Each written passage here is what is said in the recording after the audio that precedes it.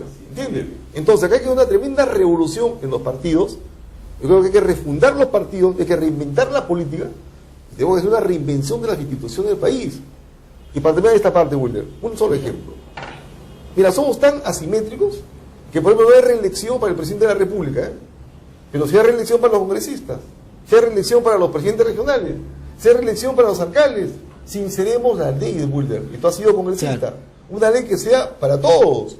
O no hay reelección para nadie, o hay reelección para todos. Claro, ahí sí, efectivamente, eso tiene que arreglarse, porque sobre el tema de las instituciones, es instituciones más calidad humana, más capital humano, porque fíjate, la economía peruana está dentro de las vedettes, es decir, está dentro de las grandes atracciones mundiales, y la economía requiere de empresarios, y las empresas requieren de gerentes y una serie de profesionales para sacar adelante toda esta producción. La política peruana, que en algún momento tiene que refundarse, va a necesitar de unos cuadros políticos y de unas personas que puedan caminar con esa revolución o con ese mejoramiento. La economía peruana, efectivamente, le ha tomado su tiempo. Hay ahora buenos empresarios, hay grandes emprendedores, hay universidades que cada vez forman más a los futuros gerentes, etcétera. Pero desde el punto de vista humano, nadie está formando a los futuros regidores, a los futuros alcaldes, muy bien, a los futuros congresistas, a los futuros presidentes de gobiernos regionales. Nadie los está formando. Bueno, yo le digo a mis alumnos, en las universidades en las que soy profesor, lo que tú dices. Las empresas multinacionales y las empresas nacionales y hasta las pequeñas y medianas se preocupan con justa razón por preparar a los futuros conductores privados, sus empresas, o sea, a los claro. futuros gerentes, ¿no es cierto? Y sin embargo los partidos políticos no se preocupan por preparar a los futuros gobernantes o a los futuros conductores políticos. Por eso el Perú está plagado de mediocridad en la vida política y del gobierno, Wilber. Y la gente sabe qué es lo que exige de los gobernantes. Dos cosas nada más. Uno, que seas eficiente, o sea, que tengas calidad, capacidad y condiciones. Y dos, que seas transparente, o sea, que tengas conducta, comportamiento y carácter. Nada más.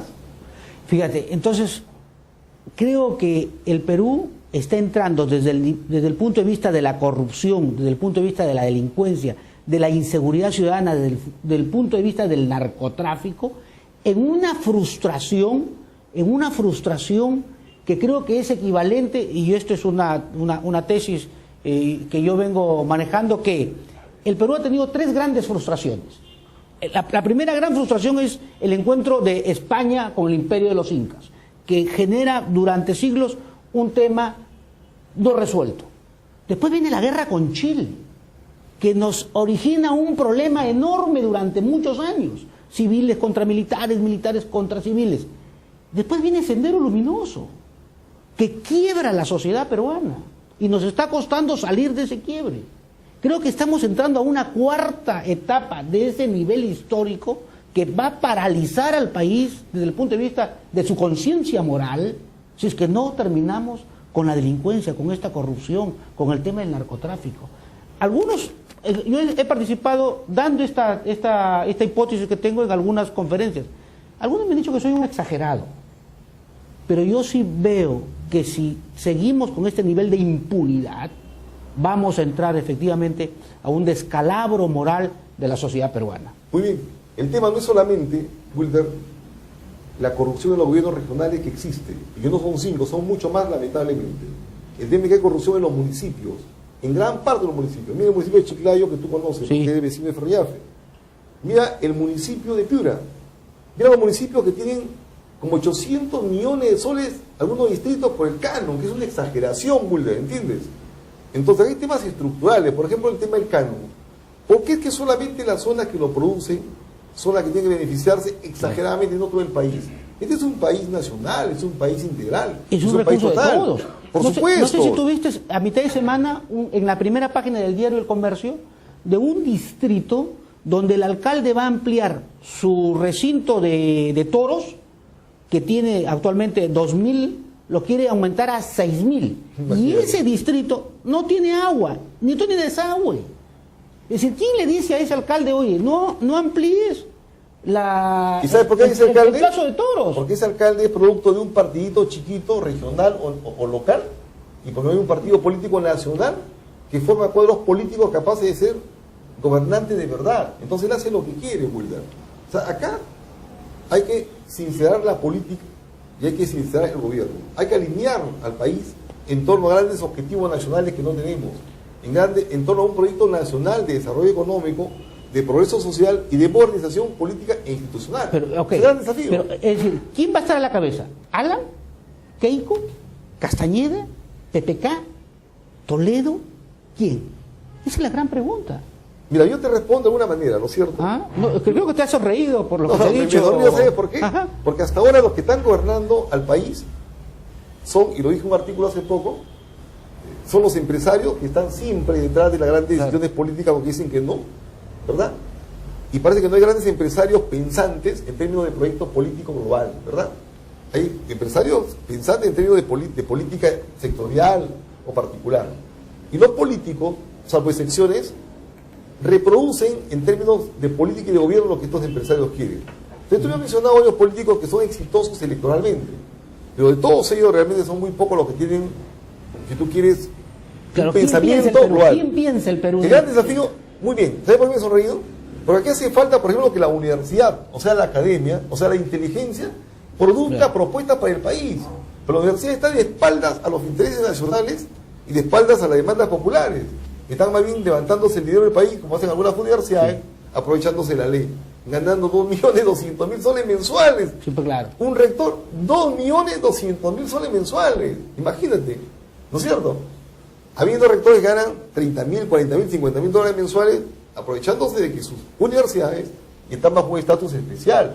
Entonces, la universidad que debiera producir ideas y planteamientos como lo hacen las universidades norteamericanas o europeas, no hacen eso. Claro. Han desertado de ese terreno. Le han entregado el mercado del pensamiento y de la acción a los partidos que no existen o a los políticos que no valen. Claro. ¿Entiendes? Por ejemplo, ahorita está el ambiente de la selección de candidaturas.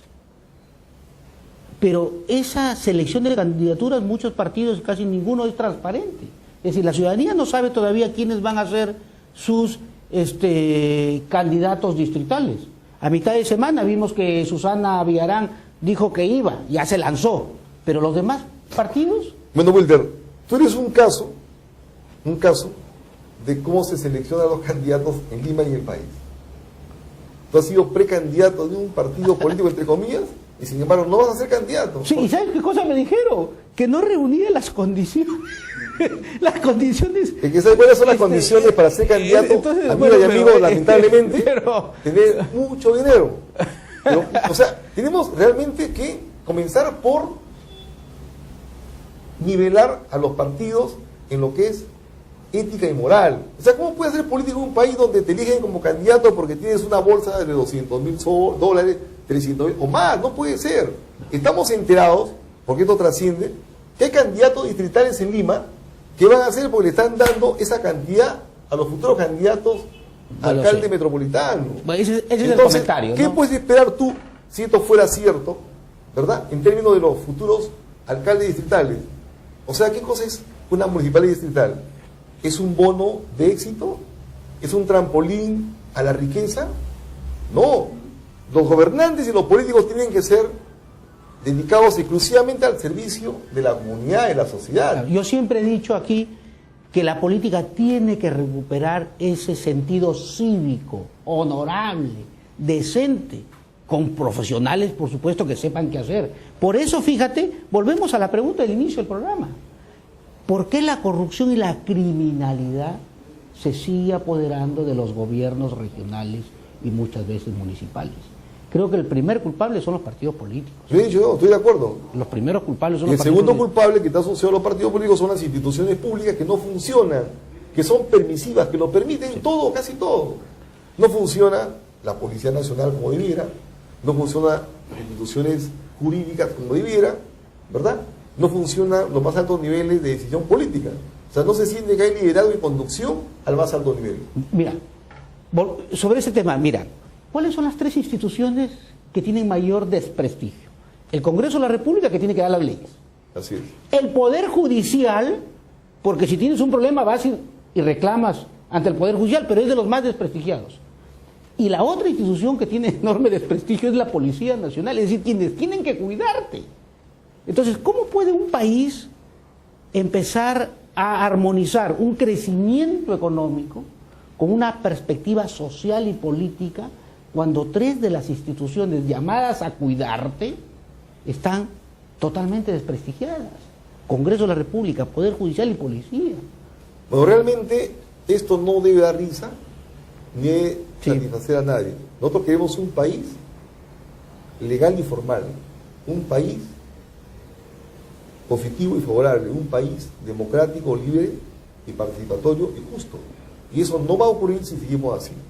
Yo creo, Wilder, para terminar esta parte, que estamos muy lejos de ser un país del primer mundo, porque no basta que haya crecimiento económico o desarrollo económico, no basta que haya un poco de progreso social, basta, además de eso, que haya instituciones que funcionen como otros países, como Chile, por ejemplo, fíjate, que es nuestro vecino, ¿no? Y que haya partidos políticos que realmente sean partidos efectivos y no los partidos que tenemos ahora.